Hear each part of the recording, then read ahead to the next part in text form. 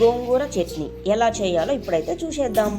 మేమైతే లేత గోంగూర ఆకు అయితే తీసుకున్నాం. ఈ గోంగూర ఆకుతో పాటు కొద్దిగా ఆనియన్స్, ఆ తర్వాత పచ్చిమిర్చి బాగా వాష్ చేసుకొని పక్కన పెట్టుకున్న తర్వాత స్టవ్ ఆన్ చేసుకొని ఇలాగా వాటర్ హీట్ అయిన తర్వాత ఈ ఐటమ్స్ అన్నీ వేసుకొని బాగా అయితే బాగించేసుకోవాలి. వన్స్ ఇదంతా కంప్లీట్ చేసుకున్న తర్వాత ఈ వాటర్ అనేది ఇలా కొన్ని పల్లీలు తీసుకొని గ్రైండ్ అయితే చేసుకోవాలి. ఈ పల్లీల పౌడర్ని గ్రైండ్ చేసుకున్న తర్వాత ఇంతకుముందు గోవాకైతే ఉడికింది కదా, ఆ ఆకు మిశ్రమాన్ని మొత్తం తీసుకొని వచ్చి ఇలా మిక్సీకి అయితే వేసుకోవాలి.